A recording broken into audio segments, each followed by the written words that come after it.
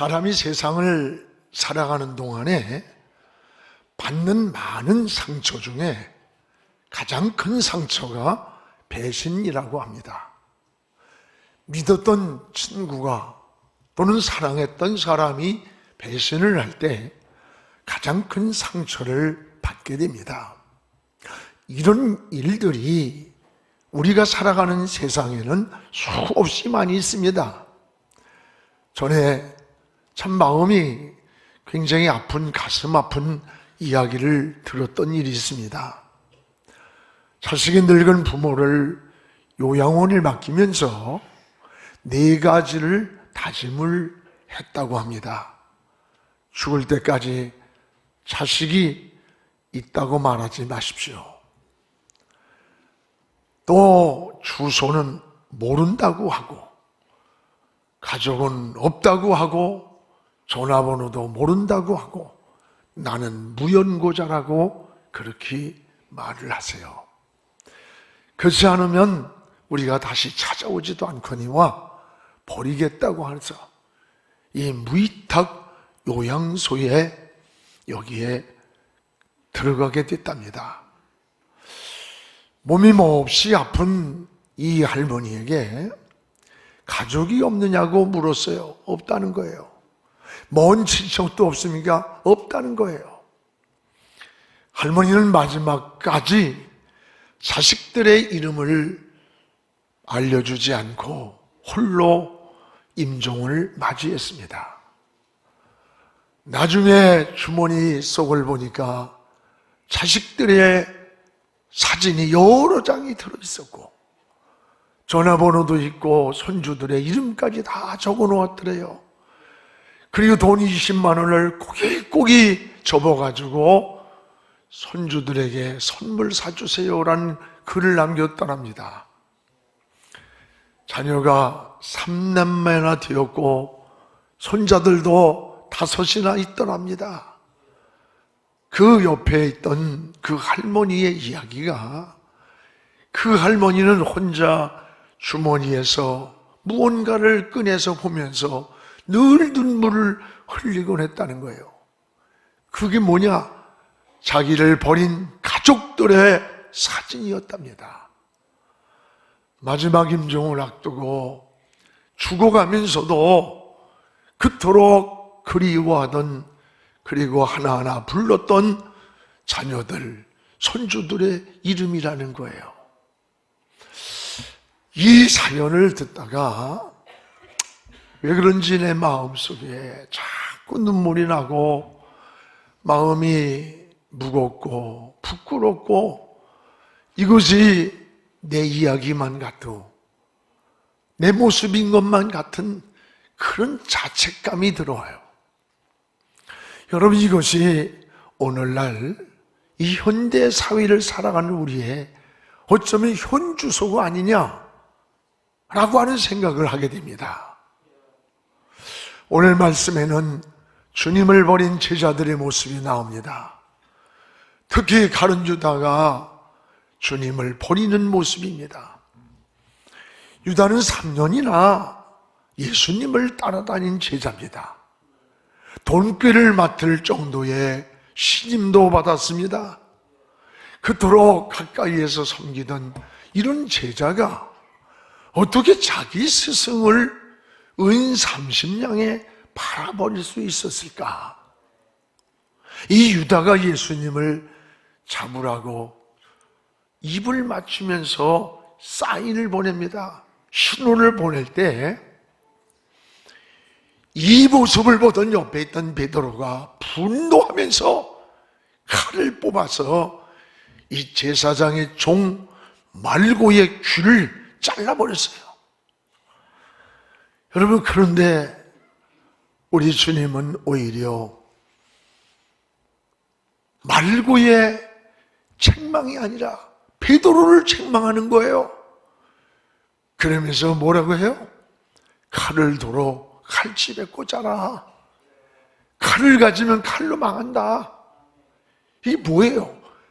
우리가 칼로 하나님의 뜻을 이룰 수가 없기 때문입니다. 여러분, 주님을 따른다는 것은 우리가 어떤 한순간의 기분, 어떤 감동 또는 혈기, 감정을 가지고 주님을 따를 수 없음을 알아야 돼요. 또한 제자들은 예수님을 법정에 끌려갑니다. 상황이 불리해지고 위태로워지니까 그렇게 나만큼은 주님을 사랑한다고 고백을 하던 제자들이 모두 주님을 버리고 다 도망을 했다는 거예요. 오늘 우리는 이 말씀 속에서 세 종류의 제자들의 모습을 보게 됩니다. 이런 제자들의 모습 가운데 내 모습은 어떤 모습일까? 이 사순절을 지나면서 다시 한번 깊이 십자가 앞에 무릎을 꿇고 묵상하고 하나님 앞에 회개도 하고 기도도 하고 하나님의 보좌 앞으로 나가는 그런 시간이 되었으면 좋겠어요. 무엇보다 주님과 입을 맞추면서 사랑을 고백하는 유다. 그러나 그의 유다의 마음은 이미 예수님을 떠나갔습니다. 오늘 49절부터 50절을 같이 읽겠습니다. 곧 예수께 나와 랍비여 안녕하시옵니까 하고 입을 맞추니 예수께서 이르시되 친구여 내가 무엇을 하려고 왔는지 행하라 하신대 이에 그들이 나와 예수께 손을 내밀어 잡는지라. 여러분, 오늘 유다를 향해서 뭐라고 그래요? 유다야, 네 그 위선된 거짓된 그 가면을 좀 벗으라는 거예요. 그 49절에 입을 맞추는 그 자를 잡으라고 하는 신호, 사인을 유다가 보냅니다. 주님은 이미 유다의 마음을 다 알고 계셨어요. 그러니까 50절에 뭐라 그래요? 친구여, 내가 무엇을 하려고 있는지 행하라. 내가 다 알고 있다. 다 알고 있다. 참 여러분, 이 말씀을 보면서 이 유다는 거짓되고 위선된 사랑을 고백하는 거예요. 3년간이나 따라다녔는데, 제자였는데 왜 그랬을까? 이 유다의 모습은 변화 없는 그리스도인의 모습, 예수의 생명이 그 속에 없는 자의 모습. 그래서 육신에 속하고 악한 영에게 사로잡힌 자, 아무리 3년을 따라다닌 제자라도 돈에 눈이 어두워 버렸고 이 육신에 속한 마귀의 종이었다는 거예요. 여러분, 로마서 8장 5절에 보면 육신을 따르는 자는 육신의 일을, 영을 따르는 자는 영의 일을 생각한다 그랬습니다. 영에 속한 자는 생각과 행동이 달라요. 영의 생각을 합니다. 그러면 영의 생각이 뭡니까? 하나님은 영이십니다. 하나님을 먼저 생각하는 것, 이게 영에 속한 사람의 삶이에요. 그래서 요한복음 6장 63절에 살린 것은 영이라 그랬습니다. 영이라. 오늘 거짓 영이 사로잡으면 오늘 유다와 같은 거예요. 육신에 속하여 육신의 생각을 하고 탐욕에 빠지게 되고 진실하지 못하고 거짓된 거예요. 사람이 진실하지 못하거나 거짓될수록 자기 포장을 진실하게 합니다. 거짓된 걸 진실로 포장하는 거예요. 이것이 마귀의 본성이라는 걸 알아야 돼요. 사랑하는 여러분, 주님이 가장 성경에 싫어하는 게 뭔지 알아요? 오늘 유다 같은 이런 이중성 위선의 모습이에요. 당시 책망을 많이 들었던 자들이 어떤 세일이나 창녀나 이런 사람들이 아니에요. 오히려 종교 지도자였던 바리새인 서기관들입니다. 이들은 11조를 잘하고 주의를 잘 지키고, 그리고 옷깃에는 성경 구절을 써붙이고 다니며 우리는 저 죄인들과는 같이 서 있지도 않는다고 하면서 자기의 의를 자랑할 때 주님은 그런 기도를 듣지도 않았어요. 오히려 이들을 무섭게 책망을 하는 거예요. 어느 정도입니까? 외식하는 바리새인 서기관들, 너희의 속은 회칠한 무덤 속과 같다. 여러분, 무덤이 어때요? 잔디로 잘 단장이 되어 있는데 그 속에는 죽어있는 생명이 없는 송장이 들어있는 거예요. 썩은 송장이 들어있다는 거예요. 오늘 바리새인 서기관들을 향해서 너희들의 겉은 거룩하게 포장이 되어 있지만 너희 속은 썩어 있는 송장이 들어있는 것과 같다는 거예요. 무덤 속과 같다는 거예요. 이 겉과 속이 다른 이중성의 신앙. 여러분, 위선된 믿음은 하나님과 교제를 할 수가 없는 거예요. 위선된 기도는 하나님이 듣지를 않아요. 위선된 사랑은 행복을 파괴하는 겁니다. 우리 주님은 진실하게 살기를 여러분에게 오늘도 원하는 거예요.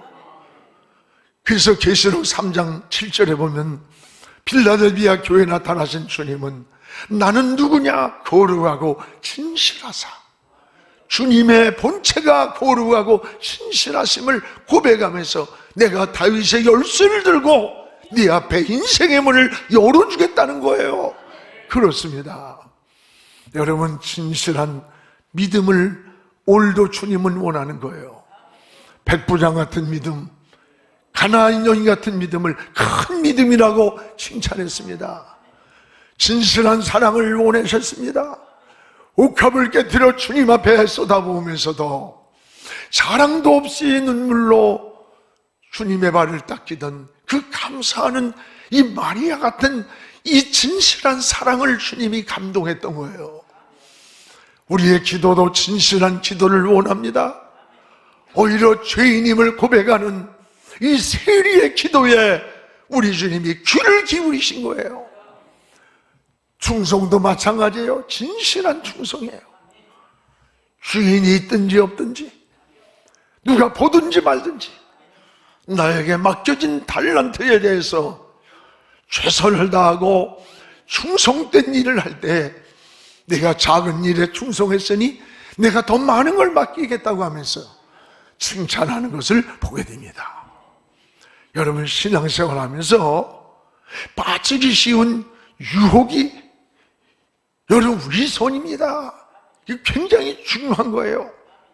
특히 우리가 직분이 올라갈수록, 신앙생활을 오래 할수록 오히려 기도하지 아니하고 말씀을 가까이 하지 아니하고, 여러분, 삶의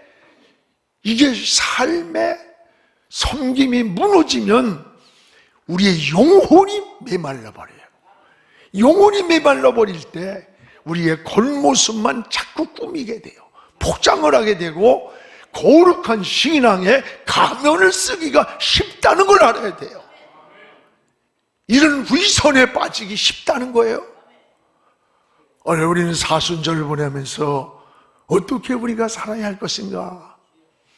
진정한 신앙은 오늘 이런 유다와 같은 가면을 우리가 벗어버리고 오늘 하나님 앞에 정직함으로 진실함으로 무릎을 꿇고 주님을 바라보며 주의 이름을 부르면서 기도하는, 이런 나와 하나님과의 수직적인 관계를 회복하는 이런 신앙이 되기를 주의 이름으로 축복을 합니다. 이것이 하나님 앞에서 하는 코람데오란 말이 뭐예요? 하나님 앞에서예요. 이게 하나님 앞에서의 코람데오 신앙이요, 신앙의 회복인 것입니다. 또 하나는 이 기도 없이 여러분, 칼을 빼며 분노하는 이 베드로의 모습을 주목해 보시기 바랍니다. 그리고 52절을 우리 같이 읽겠습니다. 이에 예수께서 이르시되 네 칼을 도로 칼집에 꽂으라. 칼을 가지는 자는 다 칼로 망하느니라. 원래 여러분, 칼은 이 칼집에 있을 때 강한 거예요. 오늘 베드로는 유다의 위선을 보고 분노했어요. 칼을 뽑았어요. 여러분, 주님을 잡으러 온 제사장의 종 말고의 귀때기를 그냥 잘라버렸어. 베드로가 들고 있는 칼이 얼마나 예리한가 봐요. 여러분, 요 귀때기를 자른다? 이야, 보통이 아니지. 내가 그 옆에 있었으면 베드로야 임마, 귀때기가 뭐야, 목을 그냥 쳐버리지, 그랬을 거예요. 지금 베드로의 분노는 분노만이 아니에요. 주님을 지키기 위한 충성의 모습이에요. 그런데 주님은 오히려 이 베드로를 책망하는 거예요. 칼을 도로 칼집에 꽂아라. 그 칼을 가지는 자는 칼로 망하는 거다. 여러분, 칼은 감정과 분노와 혈기의 모습 아니에요.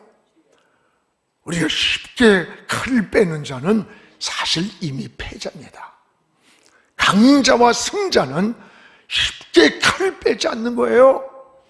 칼은 칼집에 있을 때 가장 강한 거예요. 오늘 베드로가 칼을 뽑아든 것은 의분과 주님을 사랑하는 충정에서 나온 행동이었지만, 그러나 이것은 따라합시다, 신앙이네, 방법이 아니다. 이건 신앙인의 방법이 아니었다는 것을 알아야 돼요. 여러분, 신앙은 한순간에 기분이나 감정이나 혈기로 주님을 따를 수 있는 게 아니에요. 오히려 분노는 우리의 영혼과 정신과 육체를 병들게 만드는 거예요. 분노는 여러분, 절제되지 못할 때 자신이 먼저 황폐해지고 잠자리에까지 따라와 불면증을 일으키고 식탁에 따라와 식욕을 뺏어간다는 거예요. 또한 분노는 정신적 질환을 일으키고 심장병의 치명적 원인이 되고 인간관계를 뒤틀어 놓고 마치 이런 파괴시키는 다이너마이트와 같은 무서운 것이 분노라는 거예요. 기도하지 않으면 오늘 이런 베드로와 같이 저와 여러분도 칼을 빼는 자가 되는 거예요. 감정이 앞서게 된다는 걸 잊지 말아야 돼. 오늘 40절, 41절부터 쭉 성경 말씀을 보면요, 예수님이 자는 제자들에게 뭐라 그래요? 야, 나와 함께 한 시간도 깨어있을 수 없느냐? 시험에 들지 않게 깨어있어라. 네가 마음엔 원하지만 육신이 약하다. 이거를 3번씩이나 깨웠어요. 근데 이들은 피곤하다는 육신의 생각으로, 육신의 모습으로 잠이 또 들었어. 다시 말하면 이들은 기도할 타이밍, 그 기회를 놓친 거예요. 이게 치명적 실수였다는 거예요. 3번씩이나 기도하자고 할 때 잠들었던 베드로, 문제를 만나자 감정이 앞서가고 분노가 앞서가고 혈기가 앞서가는 거예요. 결국 칼을 빼들었고, 그러나 신앙의 방법이 아니에요. 주님의 책망만 들었어요. 하나님의 일을 하면서 여러분, 기도하지 않고 자기 생각으로, 자기 감정으로 베드로처럼 칼이나 빼는, 이게 오늘 우리의 모습은 아닙니까? 여러분, 기도가 우리 앞에 있어야 돼요. 이건 목사도 장로도 누구도 제외될 수가 없어요. 기도하지 않으면 칼을 먼저 뽑게 돼. 감정이 앞서가고 인간의 생각이 앞서가게 돼요. 또 하나, 기도하지 않으면요, 하나님의 뜻을 분별할 수가 없어요. 53절부터 54절에 주님 말씀을 보세요. 같이 읽겠습니다. 너는 내가 내 아버지께 구하여 지금 12군단 도되는 천사를 보내시게 할 수 없는 줄 아느냐? 내가 만일 이렇게 하면 이런 일이 있으리라 한 성경이 어떻게 이루어지겠느냐 하시더라. 내가 지금 천사를 보내서 12군단을 되는 천사를 보낼 수 없는 줄 아느냐? 내가 무슨 저 말구의 귀때기를 못 잘라서 저들을 채우지 못해서 놔두는 게 아니야. 이렇게 하면 십자가를 지고 너희들을 위해 내가 피를 흘려 제물이 돼야 너희들을 살릴 텐데, 이게 하나님의 뜻인데 어떻게 성경을 이루어질 수 있겠느냐? 여러분, 십자가를 지는 것이 주님이 이 땅에 오신 하나님의 뜻이었습니다. 근데 기도할 시간에 잠들었던 베드로는 이런 하나님의 뜻은 전혀 생각하지 않았고 분별도 못했어요. 이걸 영적 무지라고 말해, 무지. 여러분, 먼저 기도로 하나님의 뜻을 묻는 것, 이게 신앙인이 걸어가는 길임을 깨닫기 바라요. 그래서 세상에는 두 가지 길이 있고 두 가지 뜻이 있어요. 여러분, 세상에는 세상으로 가는 길이 있어요. 또 하나는 하나님께로 가는 길이 있어요. 또 육에 속한 뜻이 있고 영에 속한 뜻이 있고, 하나님께 속한 뜻이 있고 마귀에 속한 뜻이 있어요. 이것을 분별하는 방법이 뭐냐? 여러분, 기도입니다. 기도. 그렇다면 기도하지 않고 행동을 한다면 하나님의 뜻을 알 수도 없거니와 분별할 수도 없거니냐, 오히려 하나님의 뜻을 거스르는 것이 된다는 거예요. 기도하지 않고 주의 일하다 보면 오늘 우리는 베드로와 같이 칼이나 빼어드는 감정이 앞서고 자기 기분이 앞서고 자기 뜻에 안 맞으면 그저 하나님의 일이고 뭐고 그냥 시끄럽고 복잡하고, 이게 오늘 우리의 모습 아닙니까?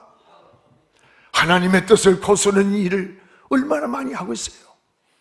오늘 이 사순절을 보내면서 칼을 칼집에 꽂고 오늘 주님 앞에 무릎을 꿇고 주님을 바라보면서 저 십자가에서 흘리신 그 보혈 앞에 우리 영혼이 씻고 막힌 담이 흘리고 죄가 씻어지고 하나님의 보좌 앞으로 나가는 저 피 묻은 십자가를 붙잡고 무릎을 꿇는 이런 시간들이 사순절이 되기를 주의 이름으로 축원합니다.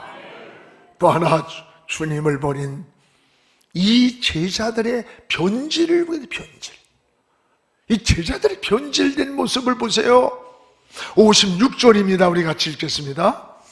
그러나 이렇게 된 것은 다 선지자의 글을 이루려 함이라 하시더라.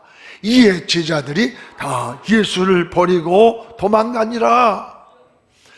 예수님이 빌라도 법정에 서시는 그때 주님만 홀로 두고 다른 사람 다 배신해도 나만큼은 끝까지 주님을 따르겠다는 다짐하던 그들이 위태로워졌습니다.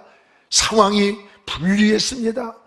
그러니까 제자들이 다 예수를 버려두고 도망가니라. 오늘 여러분, 이 현장에 저와 여러분이 있었다면 우리의 모습은 어땠을까요? 제자들의 모습과 다르지 않았을 거예요. 우린 코로나에 몇 년을 지나가면서 그 코로나 그것 자체도 이기지 못하고 예배를 우습게 알고 신앙이 무너지고 기도가 무너지고 영적인 황폐함에 빠진 일들이 얼마나 많았습니까? 오늘 변화와 변질은 전혀 다른 거예요. 신앙은 변질되면 안 되는 거예요. 변화는 본질로 돌아가는 것이라면 여러분, 변질은 여러분 본질에서 벗어나는 거예요.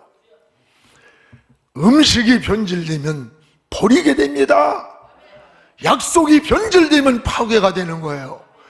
제자들은 충성이 변질되고 믿음이 변질되었습니다. 결심이 변질되었습니다. 군중 속에 계시는 주님만 두고 다 그래서 도망을 가버린 거예요. 그 원인이 뭡니까? 기도를 놓친 거예요. 기도할 시간에 기도하지 않다 보니까 주님을 버리고 도망갈 수밖에 없는 거예요. 우리가 약해진 거예요. 신앙은 내 힘으로 하는 것 아닙니다. 주님이 힘주셔야 승리할 수 있습니다. 여러분, 주님을 우리는 또 하나 너무 멀찍이 제자들이 따라가는 거예요. 여러분, 이 멀찍이라는 말이 뭘까? 자기의 신앙을 분명히 하지 못하고 신앙생활이 회색지대에서 머물러 있다는 거예요. 이것이 치명적인 시험이 찾아오는 위기라는 걸 잊지 말아야 돼요. 이것은 여러분이 직장에서도 마찬가지예요. 사회에서도 마찬가지예요. 정치나 어디서든지 마찬가지야. 오늘 58절에 이들의 모습을 보세요.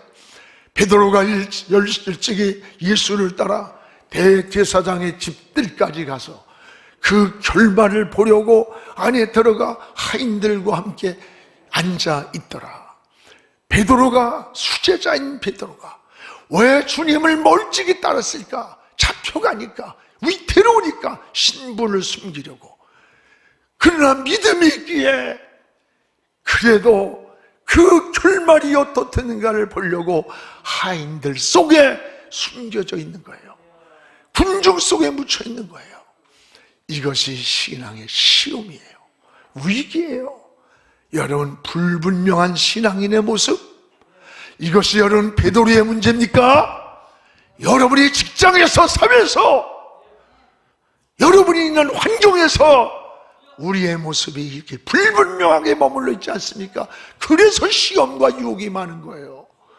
내가 그리스도인임을 분명히 할 때, 그때는 욕을 할 수도 있고 비방할 수도 있지만 여러분은 시험을 이길 수가 있는 겁니다. 군성 속에 묻혀서 신분을 감추는 이 초라한 모습이 더 큰 시험과 후회와 훗날의 하나님 앞에 부끄러움이었다는 거예요. 이런 신앙이 더 시험이 많았음을 깨닫기를 바랍니다. 신앙은 분명해야 합니다. 성도는 주님과 멀어져 있는 시간에 시험이 찾아오고 마귀가 틈을 탄다는 것을 기억하시기 바랍니다. 주님보다 앞서가면 교만해지는 거예요. 주님 뒤에가 있으면 떨어지기 쉬운 거예요. 그리스도인은 어떻게 사는 거냐? 주님과 함께 동행하는 거, 동행. 이것이 그리스도인이 살아가는 삶인 것입니다. 여러분, 그런데 제자들은 주님을 멀찍이 따라가다가 위기가 닥쳐오니까 주님을 버리고 떠나간 거예요. 세 종류의 제자들, 이들을 보면서 나는 어떤 모습인가? 주님을 따르는 일만큼은 우리의 의지나 결심이나 감정으로 안 돼요. 곰은 칼집에 있을 때 힘이 있는 거야. 쉽게 곰을 빼지 마세요. 감정으로 되는 게 아니야. 기도할 때 감정을 다스릴 수 있는 거예요. 하나님의 뜻이 분별되는 거예요. 여러분, 기도 안에 해답이 있다면 기도는 방법을 찾아 헤매는 게 아니라 하나님을 찾는 거예요.